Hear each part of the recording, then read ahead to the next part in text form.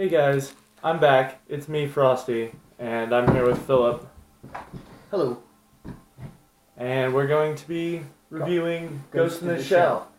And the reason why I wanted to do this is because there's been a lot of talk about a Ghost in the Shell live action movie being made by Hollywood. And I wanted to look at the original movie as well as the standalone complex television series. And to preface our review, we would suggest, especially Frosty would suggest, that you watch the standalone complex television program before watching the movie. One's canon and the other is not. Well, that's my opinion, because they are so different. They're parallel lines. Yeah. That's a good way of putting it. But, well, let's start with the good. In my opinion, the good very much outweighs the bad in the movie. The attention to detail in the scenery is incredible. The animation, this movie was made in '95, and the animation is stunning for this time. And they do a really, really great job of scale and proportion. So, for example, people tend to be around, 5'8" to 6'2". Yeah, that's just kind of the average height range. And they do a good job of matching that to doorway size. And you can tell which characters are supposed to be shorter or taller depending on, how they appear in context. For example, the scene where Bato's in the market and he's like a head and a half taller than everybody there. And, he just brushing in under doorways, gives you the context clues that he is big. Yeah, massive. Whereas Aramaki, on the other hand, is, shorter even than Major Motoko. So, and they do a good job of making sure that you can tell that in a reasonable way. Maintaining the proportions throughout the entire film. The story, I think, well, when it came out, it was an incredibly different and I don't want to say groundbreaking, because that has become overused and misused so much, but it was so different from what everybody else was doing, even in sci-fi at that time. I mean, yeah, you can point to Terminator and be like, well, Terminator is a whole lot like this. Yes, but it's handled differently in Terminator. The idea of cybernetic enhancement in this is not, essentially robots designed to look like humans. It's humans in robot shells. And there's the ethical conflict that where does the human stop and the robot begin? And is it possible for a ghost or a soul to be created? And, if a ghost or soul cannot be created inside a machine, then, after you become a cyborg, do you cease to be human? Do your experiences after that point in time become less because you are a cyborg? Yeah, this film encompasses all these things, but it's not thrown in your face, which is really good. And there's a decent amount of action, chase scenes, shooting to keep you interested.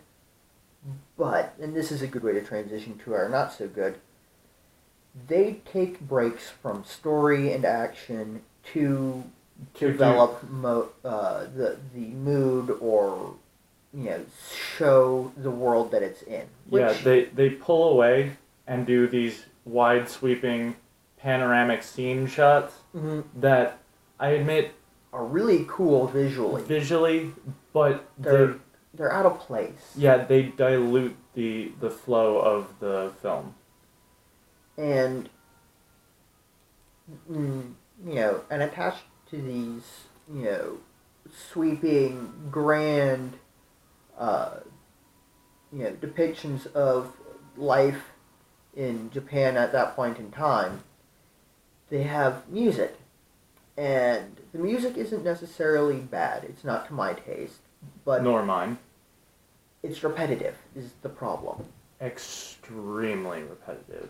And if you are bored easily during those scenes, it tends to zone out.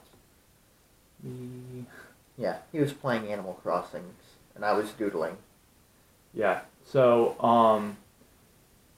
I think those are the only bad points, really. Yeah, I think so too. Slowed down scenes and subpar music. Yeah. And, those are really the only two things that really bother me about how they did it, or did the movie. Something that somebody else commented to me once was that they thought that they tried to play too much off of the shock and awe of having Major Motoko literally rip herself apart, or how much they break bones and that sort of thing. And then in the beginning, the first scene, Major Motoko strips down so that she can use her thermoptic camouflage, and that happens occasionally within the movie. Which I think there was a reason for it, but it didn't specify the reason. Yeah, although if you are really paying attention, you kind of get it's kind of hinted at that her skin is special so that she can use thermoptic camouflage. And the only people that can use it are Section 9, Section 6, and a portion of Section 4. But they never really specify why she has to strip down to use her thermoptic camouflage. Yeah. And why her face doesn't always become camouflaged.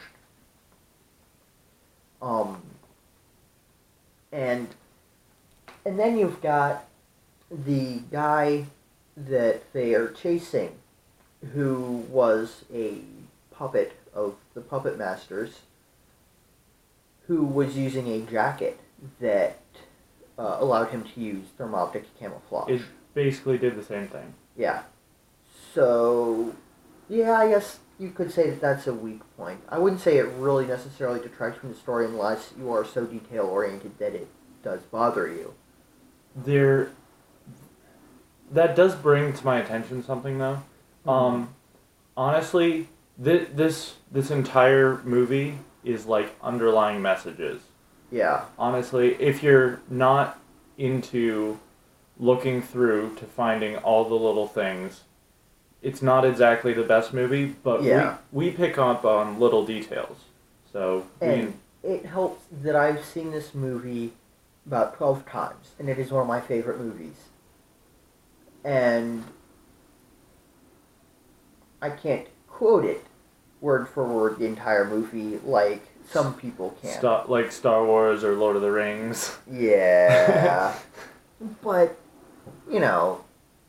it is a movie that I genuinely enjoy. Mm-hmm. And not just for the shooting or because, there's nudity, but... Not just. Yeah. But I enjoyed on an intellectual level because of how fascinating it is and how it, actually makes you think about certain things. Like the blurred line between man and machine in this universe. And, what constitutes a soul, what constitutes I'm trying to remember AI. AI. And I think that it's an absolutely fantastic movie. And now I get to rant about the one that Hollywood is making. Go ahead. So, I am a pretty big fan of this franchise, and when I first heard they were doing a live-action, big-budget Ghost in the Shell movie, I was legitimately excited. I thought that it was going to be really cool. But I have some problems with things that I have heard. Granted, many of these are unsubstantiated. I haven't even really looked at it too hard because I don't want to. But set in the United States doesn't work. Section 9 operates only inside the boundaries of the nation of Japan. Okay, so maybe it takes place after Motoko leaves Section 9. Okay? Okay, I guess. You lose some of the background, though. Yeah, a lot of the background, and a lot of the things that they pulled in the TV show and movie. Yeah. Major Motoko is not being played by a Japanese actress. Why? Her name is Motoko Kusanagi. And how is that not Japanese?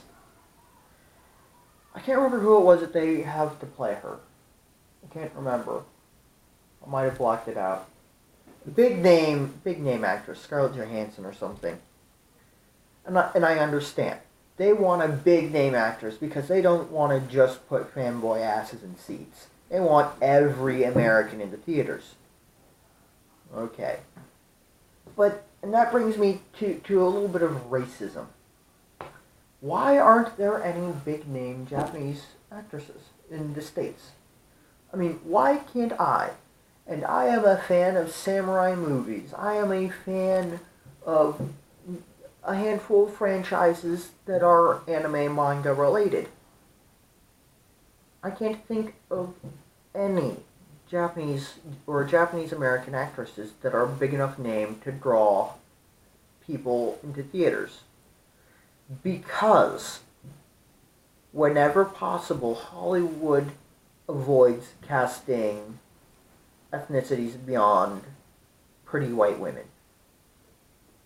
I know that is true, but honestly, I can't name the white ones either. Me neither. You notice that I couldn't remember who it was they got to play Kusanagi? Yeah, so I guess that's a rather weak argument, but still. Yeah. That's a major problem.